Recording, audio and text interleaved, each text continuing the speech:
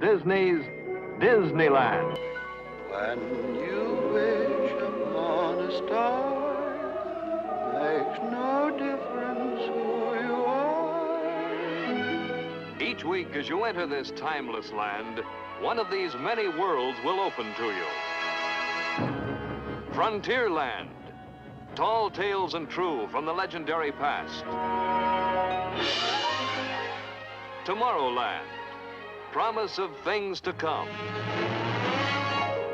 Adventureland, the wonder world of nature's own realm. Fantasyland, the happiest kingdom of them all. Presenting this week from Fantasyland.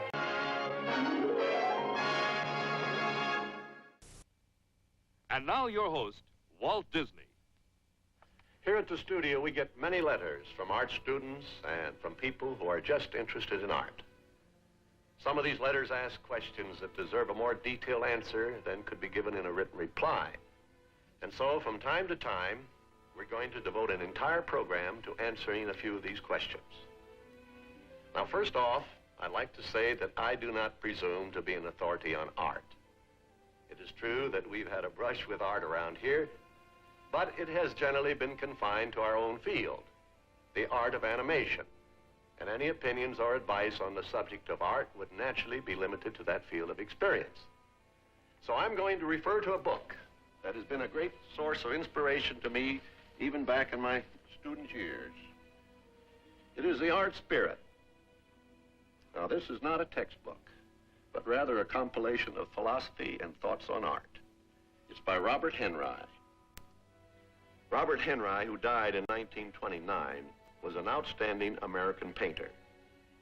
His own paintings reflect the revolt he led against stodgy tradition that was stifling freedom of art expression in this country. But our interest is not so much in the pictures he painted. It's rather in his rare gift of teaching and inspiring others. Not many great artists are also great teachers of art. Robert Henri was both. And this book is a collection of thoughts from his letters and notes from his lectures in art classes. So when I use The Art Spirit in answering your letters, I hope you will get the same inspiration from it that I did when I first read it. Now, the first letter is from a young lady who is in her first year of art study. And she asks, are silhouettes art? And she encloses this.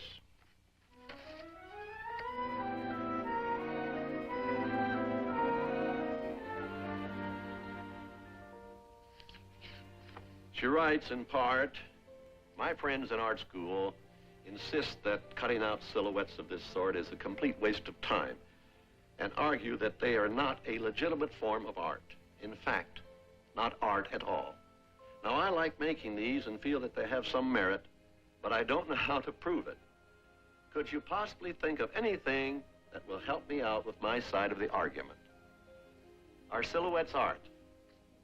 Well, when it came to defining art, Robert Henri took a very liberal viewpoint. Here are his introductory lines in The Art Spirit. Art, when really understood, is the province of every human being. It is simply a question of doing things, anything, well. And here's what he says about what means an artist may use to express himself. He does not have to be a painter or a sculptor to be an artist. He can work in any medium. So, according to Henri, an artist's choice of tools is not important.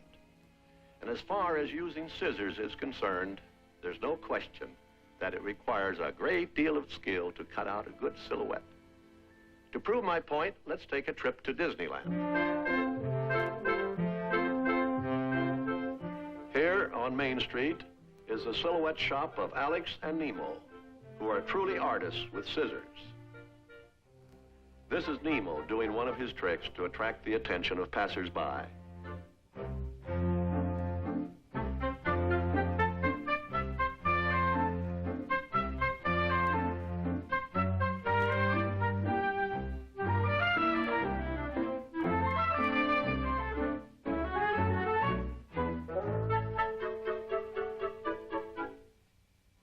Inside the shop, we see Alex at work on a portrait.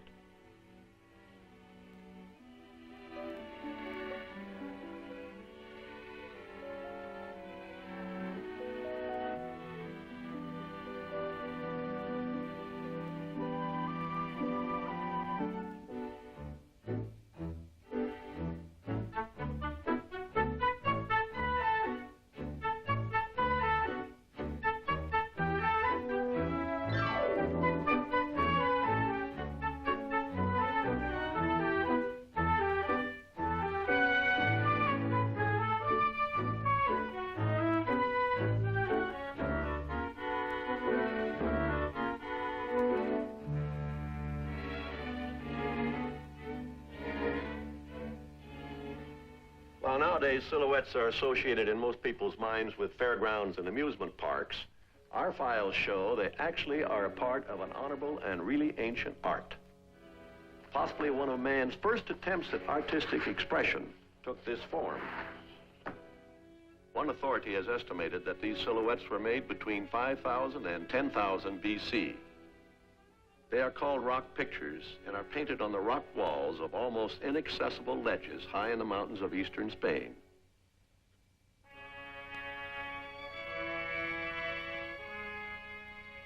Perhaps better known than these rock pictures are the prehistoric paintings found on the walls of caves in southwestern Europe. They tell the story of man's artistic progress from his earliest known pictures to skillfully rendered paintings like these. Sometimes in these caves, drawings of one age are painted over drawings of an earlier age. So if we could take them off layer by layer, we would finally arrive at the very oldest of man's artistic endeavors. And this will invariably be a silhouette of a hand. There is good reason to believe that he made these silhouettes of his own hand by blowing pigment through a hollow reed in this manner.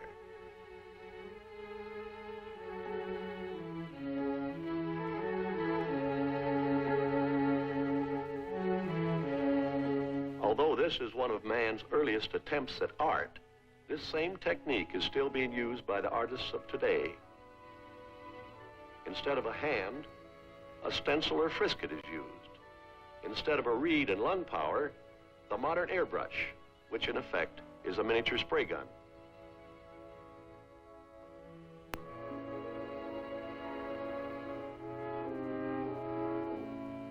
And so it appears that the principle of the modern airbrush was discovered by our prehistoric artist as he used this crude tool to create the first silhouette on the wall of his cave. This leads naturally to the speculation that he might have invented other means of tracing the human figure. Here's one way an early pioneer of silhouette art might have tried to please his wife with a hand-painted portrait.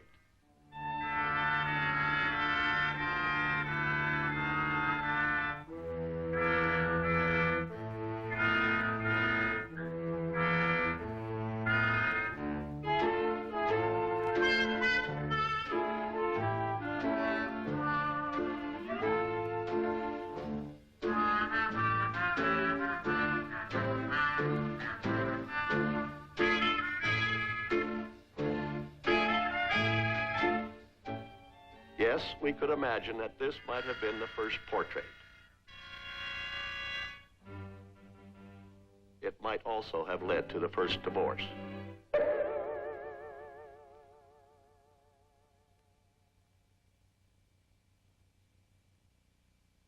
By the time of the ancient Greeks, silhouette painting had reached what was perhaps its highest artistic level. Around classical urns and jars, dark figures of singular beauty pose and dance.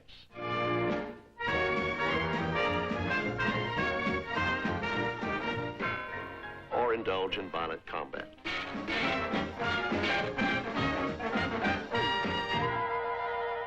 Of course, these Grecian figures were not called silhouettes. The name silhouette was not conferred upon the art until the 18th century. It happened this way. The French monarch, Louis XV, was notorious for the waste and extravagance of his court. One of his ministers made an effort to stop this reckless spending. But the finance minister's penny pinching made him unpopular. In this political satire, he is pictured as head tax collector. His name was Etienne du Silhouette. His peculiar claim to fame involves these little black cutout portraits. He did not invent them. They had already been popular for many years. In effect, they were the poor man's portraits of their day. But now, because they were inexpensive, they were honored, or perhaps dishonored, with a name that had come to mean doing things the cheapest way. They became known as silhouettes.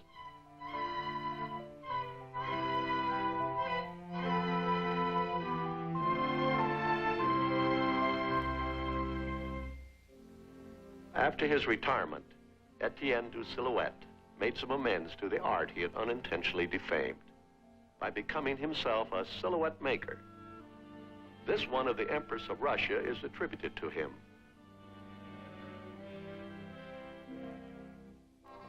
By the end of the 18th century, silhouette portraiture was in its heyday, and great men were proud to have themselves silhouetted.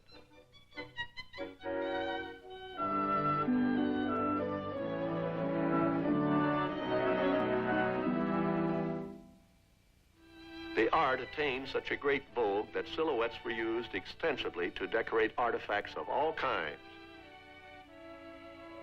Fans, brooches, even rings,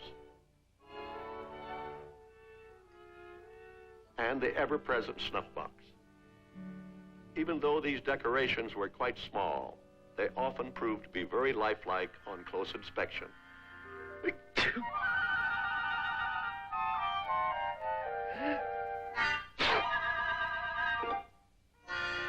In the last half of the 19th century, professional silhouette cutting waned, but talented amateurs kept this charming art form alive. These are reproductions of silhouettes cut by the great Danish storyteller Hans Christian Andersen.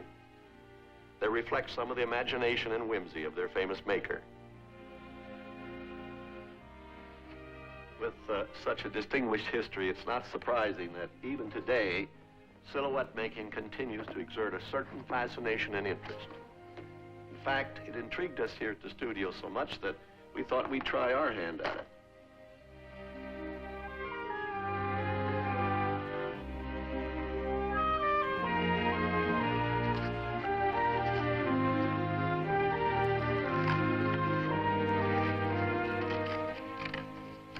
Since silhouettes lend themselves so well to the expression of romantic subjects, we started with a typical Valentine.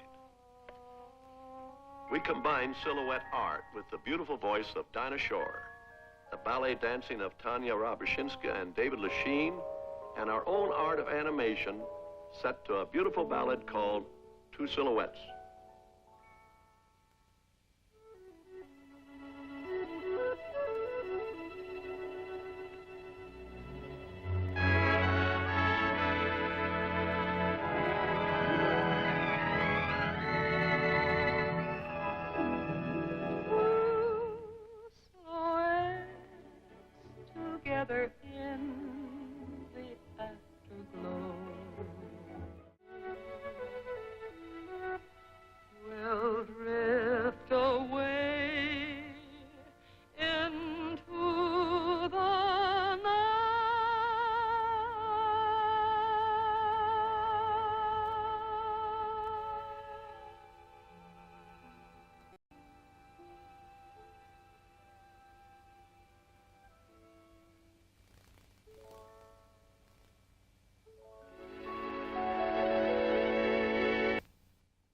The best advice I have ever given to students who have studied under me has been just this: educate yourself.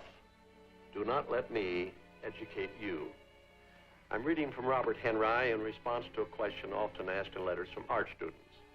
However they put it, it always boils down to this: students become confused by honest admiration for one school of painting mixed with recognition of the success and popularity of another style, along with advice to follow a still different approach.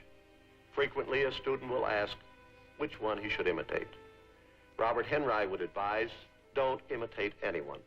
He says, one of the great difficulties of an art student is to decide between his own natural impressions and what he thinks should be his impressions. And in another page, go forward with what you have to say, expressing things as you see them. Time after time in his art spirit, Henri says, be yourself. Here at the studio, we have many artists who have achieved national reputation as painters, in addition to their accomplishments in the field of animation. These men know the value of Henri's advice to be yourself. I'd like you to meet 4 of them and see how they put this rule into practice. Here is Mark Davis. He is one of our top-flight character animators. I am working on our feature-length cartoon, Sleeping Beauty. These are drawings of the leading character, Princess Aurora. Now, back at the time when we were starting to animate Sleeping Beauty, one of my duties as a supervising animator was to determine how the princess would be drawn. This involved combining the best features and suggestions of the many artists who worked on this character. Now, making an animated film is a cooperative effort. Each artist must be prepared to modify his own pet ideas in order to achieve the best possible solution to the problem. No one has things entirely his own way, but in the end, the result is better than any one of us could have achieved alone. This was not a simple matter of picking out the best-looking drawing. The object was to arrive at the drawing that would look best in motion.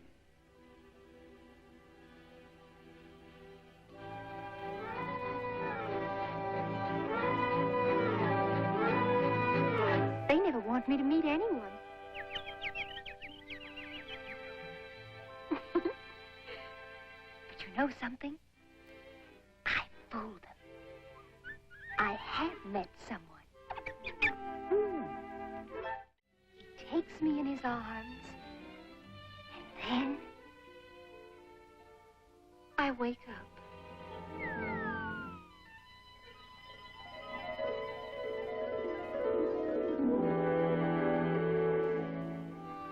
The appearance of the princess, as finally agreed upon, was worked out on a model sheet which all of the artists followed in their animation. This is Joshua Metter. He is a supervising effects animator here at the studio. He employed an unusual technique for animating the magic fairy dust, which plays such an important part in Sleeping Beauty. This fully rendered drawing represents one of the scenes in Sleeping Beauty. I am now adding the fairy dust, which the three fairies use all through the picture to perform their magic.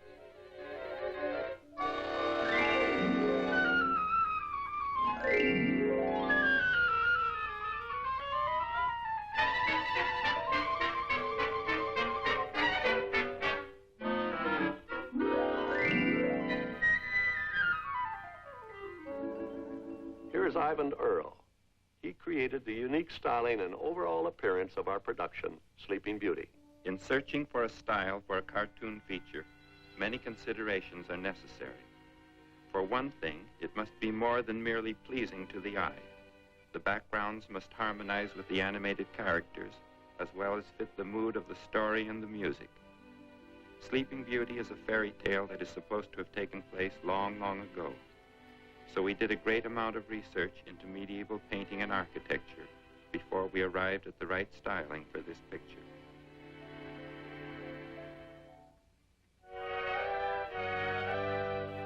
This is Walt Paragoy, who is an artist with a very distinctive style of his own, which is entirely different from Ivan's. But I had to forego my normal manner of painting because all the scenes of an animated film must be kept consistent in appearance. So like all the other background artists, I looked to Ivan to help me keep my background paintings in line with the established style of the picture.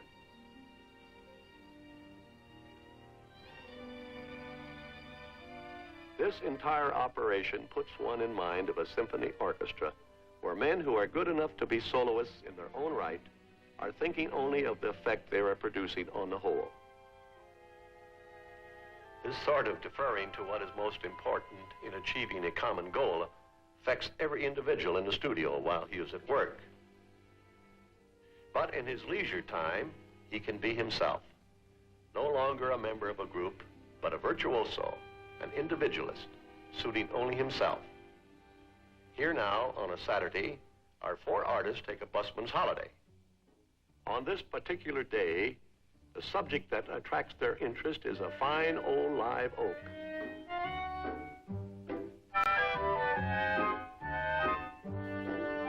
You'll notice that even in the operation of setting up, there is an individual approach.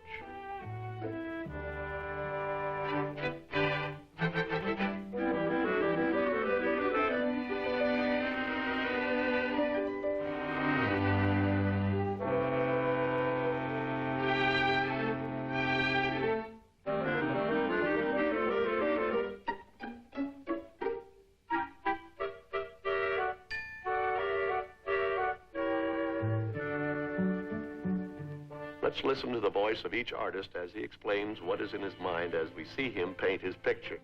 First, Walt Paragoy. The thing that impresses me most is that this tree is a marvelous piece of engineering. It's a structure, and I'm going to try to reproduce it graphically. Strong, straight inclines will build architectural patterns for me. I can see the tree building itself on my board like a skyscraper. I'm even more reminded of a skyscraper when I study the lower horizontal branches. They are very much like steel girders, designed for tremendous stress and strain. Only a strong geometric interpretation can do justice to this terrific strength.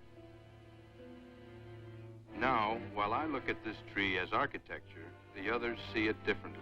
For instance, Josh Meador. The ancient Druids believed that trees were inhabited by spirits.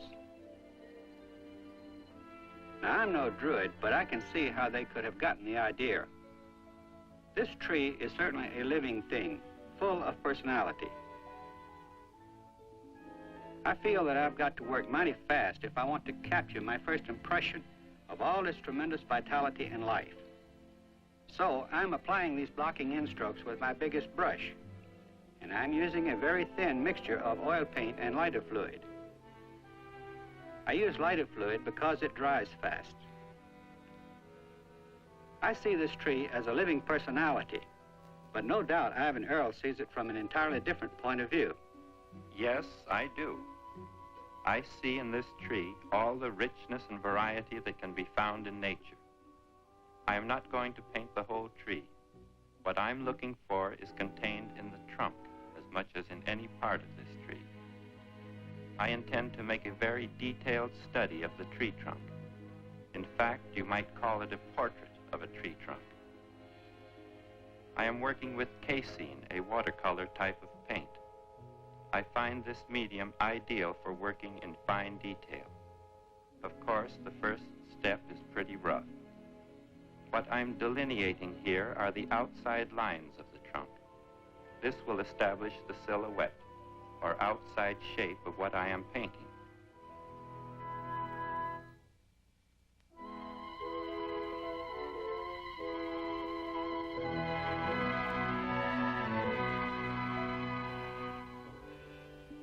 While I am primarily interested in the trunk, undoubtedly Mark Davis is interested in other aspects of this tree. That's right. There are several things that interest me in this oak tree. First, I like its growth pattern and its bony structure. It seems to burst right out of the ground. I'm trying to suggest this explosive force with an arrangement of lines that reach upward and outward. I'm doing this preliminary drawing with charcoal, and I'm working on light gray paper. Speaking of working methods, Josh is now at a point of doing something that's kind of interesting. Here I've gotten to the point where I have roughed in the main areas of the tree. And now I'm going to leave off using my brushes. From here on in, I'm going to apply the paint with one of my palette knives.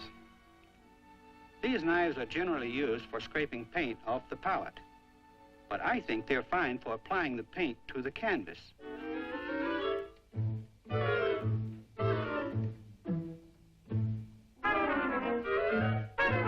Working this way, I don't mix the colors thoroughly on the palette, but let them mingle as I spread them on the canvas.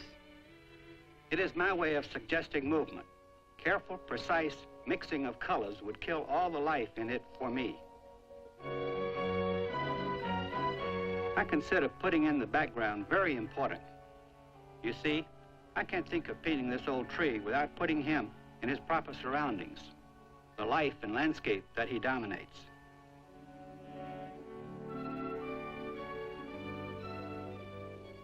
Another thing that is interesting to me about this tree is its three-dimensional quality. To bring this out, I'm painting these branches in black. The importance of this dimensional problem influenced the selection of the medium I chose to work in. I am using the gray paper background as a middle value. This permits me to use black to make some of the branches appear to recede. Later on, you will see how I use white to make other branches seem to come forward. Of course, I can't put in those branches until I finish the rest of these distant ones. Here now, I've established the rough outline and the form of my tree trunk. And now I'm refining the form. I'm establishing directional lines that give movement and added form, as well as the beginning of texture. Before I'm through, I mean to capture the texture of this tree trunk, the infinite detail within detail, the bark like a rich filigree, like ancient embroidered tapestries. In this stage of the operation, I am smoothing in my color areas with a palette knife. I am still sticking very closely to my original conception. I still look at my tree from an architectural standpoint. As I fill these areas in, I have to be very careful to keep it simple.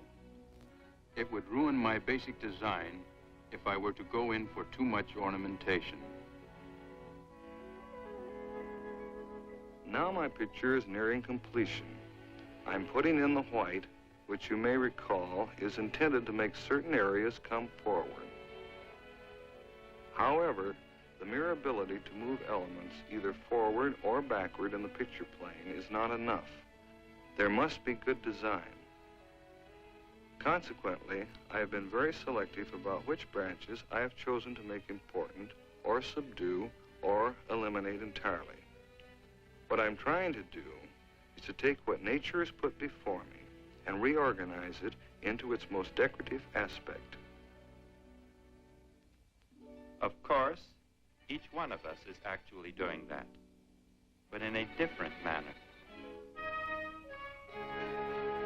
And now I'm at the point I enjoy the most, that of creating on the surface of my painting, to the ultimate of my capacity, the rich, gnarled, worm-eaten, lichen-covered surface of the twisted, massive trunk.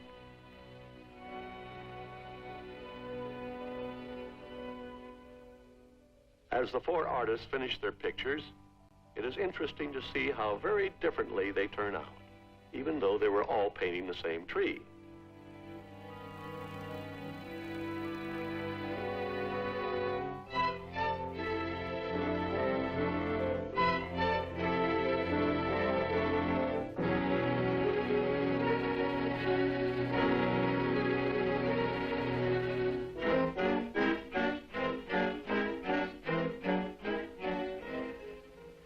Each of these artists is right according to his own ideas.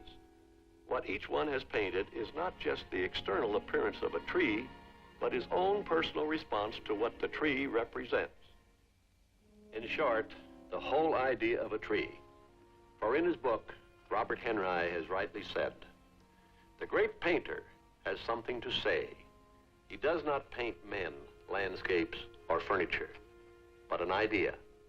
And so a tree can be many things to artists, musicians, poets, and to the creatures of the fields and forests."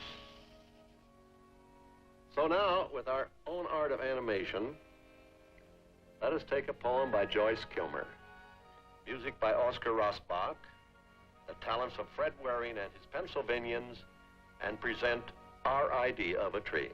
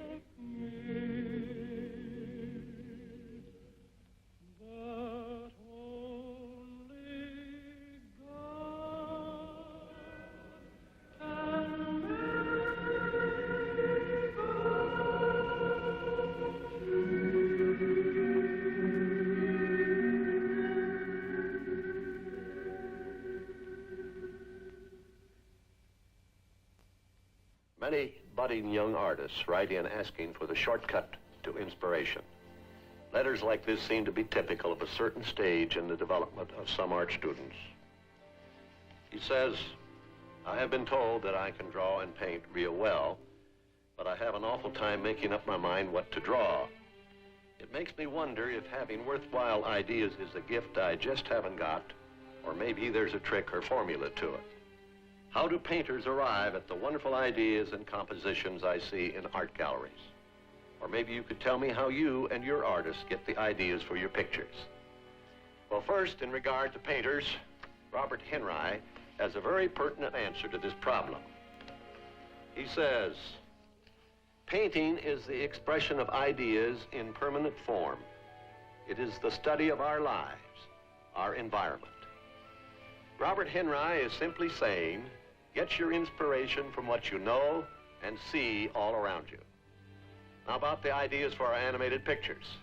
For the purpose of illustration, let's take one of our numbers from our feature cartoon, Fantasia. In this instance, we chose the familiar environment of a concert hall. Arriving early, we watched the members of the orchestra taking their places. As you will soon see, even after the music started, we were at first only aware of the musicians themselves. Then you will see how the musicians began to suggest shadowy forms in our minds. And finally, the music itself evoked abstract shapes and patterns. Here now is the musical composition that inspired all this. The Toccata and Fugue in D minor by Johann Sebastian Bach, played by the Philadelphia Symphony Orchestra and its celebrated conductor, Leopold Stokowski.